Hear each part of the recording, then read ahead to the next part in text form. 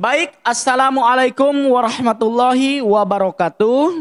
Alhamdulillahirabbil alamin, amma ba'du. Selamat pagi dan salam sejahtera bagi kita semua. Apa kabar sahabat-sahabat ASP Law Firm hari ini?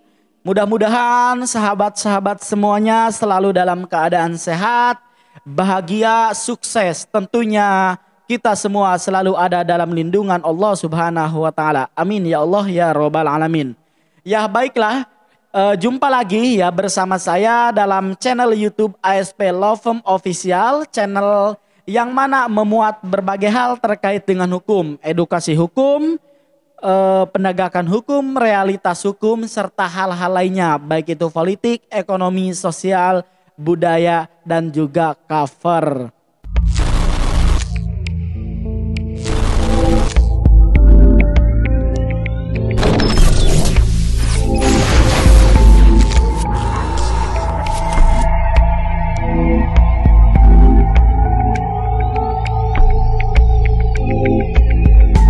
Nah, dalam video kali ini saya akan memberikan pencerahan, pandangan, atau berbagi wawasan kepada sahabat-sahabat semuanya atau rekan-rekan mahasiswa terkait dengan apa itu proses penyelidikan dan penyidikan.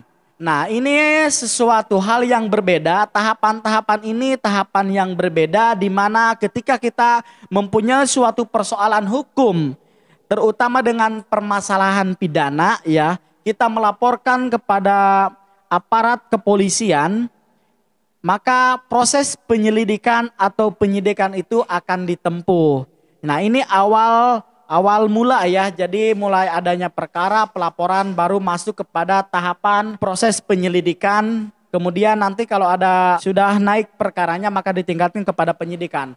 Oleh karenanya maka kita pahami dulu apa itu proses penyelidikan dan proses penyidikan ini.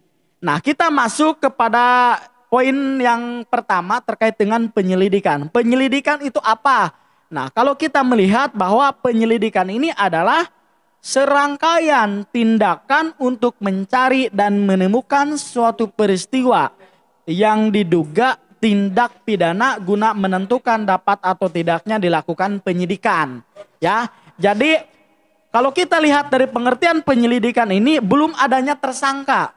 Jadi adanya laporan, dilakukanlah proses penyelidikan oleh pihak yang berwajib, dalam hal ini adalah kepolisian, guna untuk menentukan dapat atau tidak dari tingkat penyelidikan menjadi ditingkatkan menjadi tingkat penyidikan ya. Itu penyelidikan. Kemudian penyelidikan, sebetulnya penyelidikan ini mempunyai tujuan apa?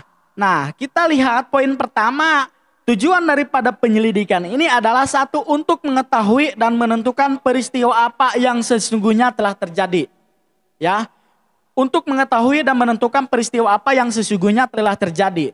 Saya akan ambil contoh secara sederhana, ketika saudara ya atau sahabat-sahabat ASP Law Firm mempunyai permasalahan hukum, melaporkan permasalahan tersebut ke pihak yang berwajib, ke pihak kepolisian, baik itu Polsek atau ke Polres, maka atas laporan dari saudara tersebut, pihak kepolisian akan melakukan proses penyelidikan.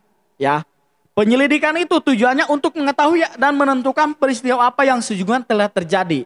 Ya, ketika saudara melaporkan telah terjadinya pencurian, nanti dilakukan tuh penyelidikan, benar enggak ini sudah adanya terjadi pencurian dan siapa pelakunya sebenarnya, itu yang melakukan pencurian tersebut ya. Nah, kemudian yang poin 2, bertugas membuat berita acara serta laporan yang nantinya merupakan dasar permulaan penyidikan. Nanti penyidik akan membuat ya, tim yang bertugas akan membuat berita acara serta laporan yang nantinya merupakan dasar permulaan penyidikan. Itu adalah tujuan daripada penyidikan.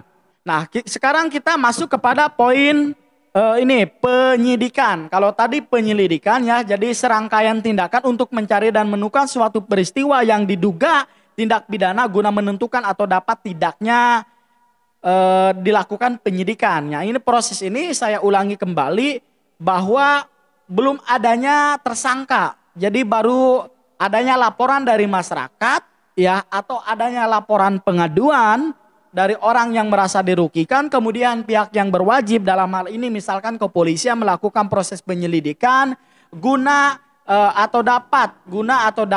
atau tidaknya ditingkatkan kepada tingkat penyidikan ya. Jadi ada enggak nih orangnya yang melakukan ini, ada enggak dugaan tindak pidana dalam hal tadi laporan atau laporan pengaduan tadi dari masyarakat. Nah, kemudian kita masuk kepada poin penyidikan. Penyidikan ini sebetulnya apa? Nah, penyidikan ini adalah pengusutan adalah serangkaian tindakan penyidik dalam hal dan menurut cara yang tertentu untuk mencari serta mengumpulkan keterangan, bukti-bukti guna mengungkap tentang tindak pidana yang terjadi dan menemukan tersangkanya.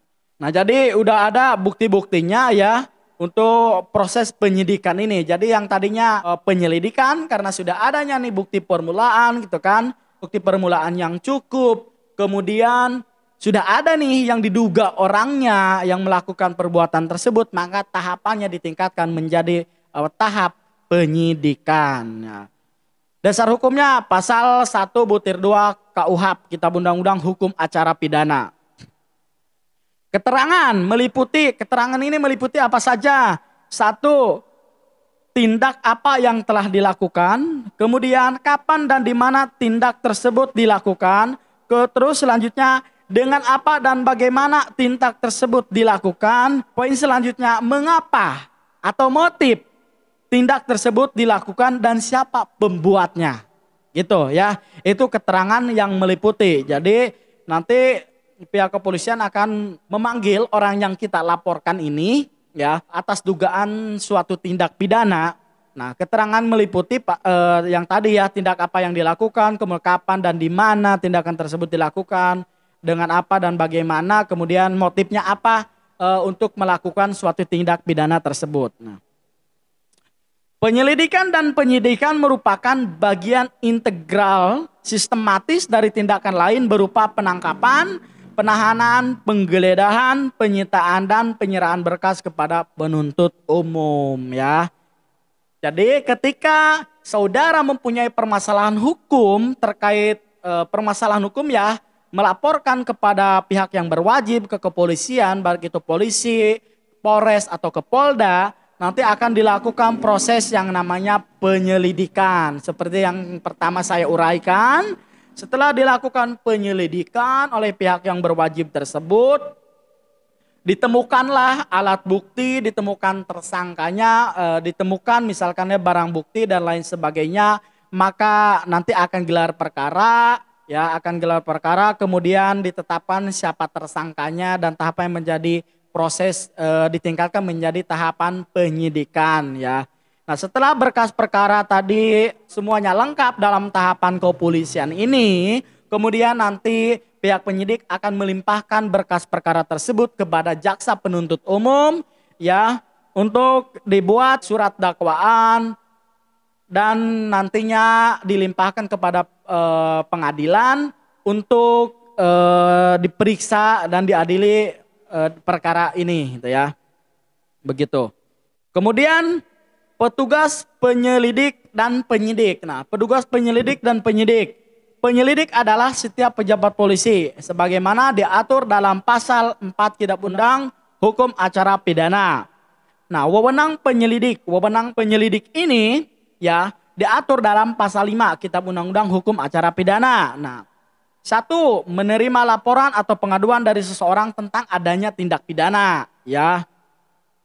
Terus selanjutnya mencari keterangan dan barang bukti. Selanjutnya menyuruh berhenti seseorang dan dicurigai dan menanyakan memeriksa tanda pengenal diri. Kemudian selanjutnya mengadakan tindakan lain ya menurut hukum yang bertanggung jawab. Itu petugas dan penyidik atau penyelidik dan penyidik. Diatur dalam pasal 4. Kemudian selanjutnya syarat tindakan lain untuk kepentingan penyelidikan. Nah, poin pertama ini tidak bertentangan dengan aturan hukum. Kedua, selaras dengan kewajiban hukum. Tindakan tersebut patut menghormati HAM dan masuk akal dalam lingkungan jabatannya. Kemudian atas perintah penyidik, penyelidik dapat melakukan penangkapan, pemeriksaan dan penyitaan surat, pengambilan sidik jari, sidik jari ya memotret dan membuat laporan polisi penyelidikan kepada penyidik ya. Jadi atas perintah penyidik nih, jadi penyidik juga dapat melakukan hal-hal sebagaimana yang saya uraikan barusan ya. Kemudian sekarang kita masuk kepada penyidik. Nah, penyidik ini diatur dalam pasal 6 Kitab Undang-Undang Hukum Acara Pidana.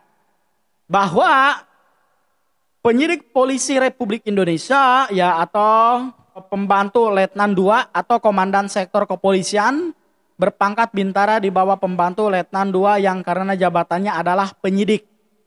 Nah, kedua pejabat PPNS yang diberi wewenang oleh undang-undang ya. Nah, sekarang kita masuk kepada pelaksanaan penyelidikan dan penyidikan. Nah, pelaksanaan penyelidikan dan penyidikan ini seperti apa?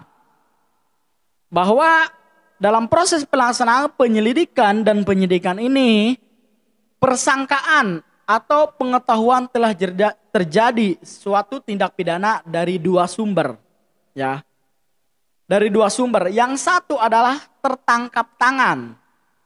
Tertangkap tangan ini pada waktu sedang melakukan tindak pidana ya. Tertangkap tangan misalkan si A lagi mendobrak pintu ya atau jendela bahwa dia atau sedang mau mencuri motor pakai kunci T misalkan ya, atau yang dibuat kunci khusus untuk alat melakukan pencurian itu.